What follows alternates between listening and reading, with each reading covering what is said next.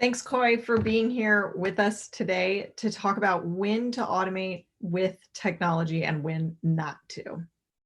So, Coy, before we get started, I want to know a little bit about yourself. I see that you are participating in the home gym movement with your new weight rack in the background.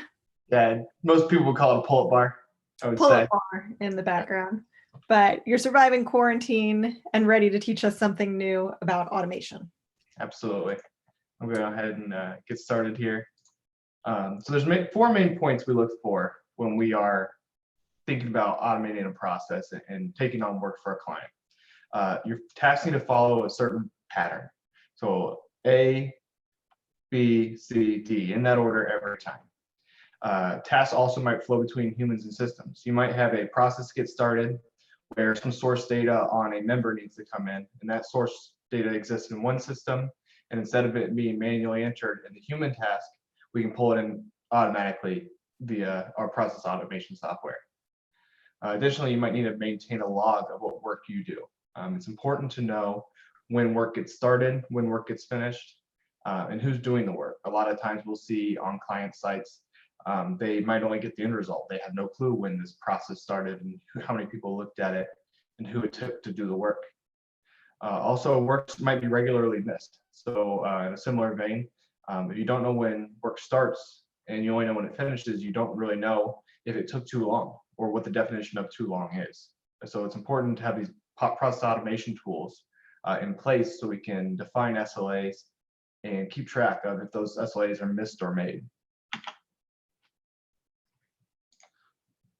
But then there are times where you don't want to use process automation. Yeah, absolutely. So when not to use process automation, a lot of times people and clients will think process automation is like a magic bullet, and it's not. So some situations we run into is they'll say, well, our process is different every time. Or sometimes it goes like this, or other times it goes like this. And what we mean by that is you might say that, well, sometimes it starts with an email sent to this person. Another time someone starts an Excel document to keep track of the work. And sometimes it's a SharePoint site where they have an internal process. And all these things are too disparate and they're not effective. And they're not really a process, right? Sometimes people will say that they need flexibility. We need to change our process from time to time or start in many different ways. A true process can have exception routes, but it doesn't change week to week or month to month. And back to the magic bullet point, clients will say they need quick results. Sometimes they're in emergency, what they view as emergency situations, and they'll say we need to know what the results are in a month, or we need to have a new application out there in a few weeks. That's not really realistic with a high quality product and a high quality process automation implementation. And it's a bigger involvement than just a couple of weeks of development to develop a screen. And so along with that is, in order to have an effective process automation endeavor, you need some cultural changes inside of your workplace more often than not. So the users, one, are the most important group, the people that are actually going to be doing the work, and they need to have buy-in, and you need buy-in from them, and they have to want to be using a new system. If you have employees that are completely comfortable with the way that things work now, and they don't understand why they're changing, they're not going to be involved and committed to making this process automation endeavor work. And it's absolutely a team effort. So what that means is, with the users buy-in, is they're going to need to provide feedback for the developers to make sure that they make every field that needs to be on the screen is there, and every validation and every integration and every process step is correct. And you need the users to give that to you. Another part of the process development or process automation development is we have things called playbacks and sprints that are part of the agile methodology. And this requires their workday, your user's workday, your employee's workday, to be available. And they need to be giving feedback. And if they don't have buy-in, or if they say I show up at 8, I do my job and I leave at 5, that's not going to be good enough to make sure this process automation project works. And then lastly, we need executive sponsorship, right? If it's not coming from the top that this is important and they want to see this succeed, you won't have any long-term buy-in, and that is just never, it's just never going to work for a project to be successful. So let's take a second to talk a little bit about playbacks. What is playback methodology and how does it work? In short, a playback methodology is developing some pieces of code that your users will use, showing it to the users and getting immediate feedback on, did we put this button in the right place? Are all the fields available that we need to do the work on this given task?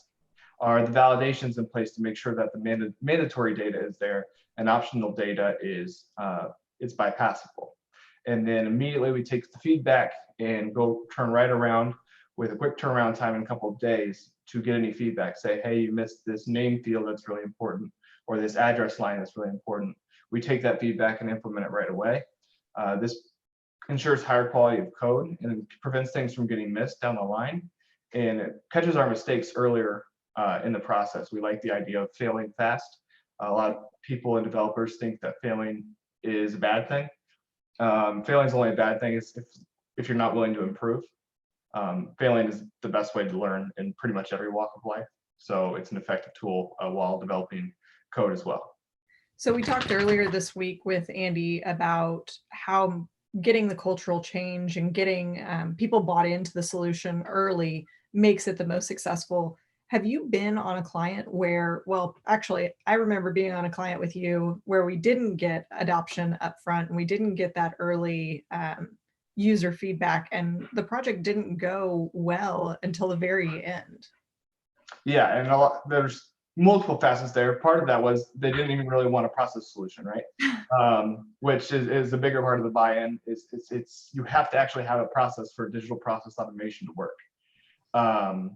If you just have a set of tasks that can happen in any order and take as long as you want, or you can skip them sometimes,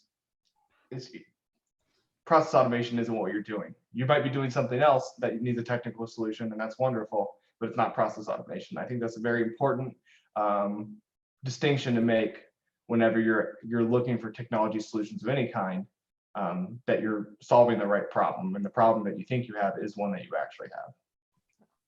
Well, thanks, Coy, for sitting down with us today, or standing up and talking to us about process automation and process change. So next week, we're talking to Stephen Doolin about how to make things happen quickly and what kind of corners to cut. And that'll be on Tuesday at 8 a.m. If you subscribe to BP3's YouTube channel, you'll get a notification every time we go live. Also, you can catch these in our live replays section of the BP3 YouTube channel. Thanks, Coy, for joining us. Thank you. Bye-bye.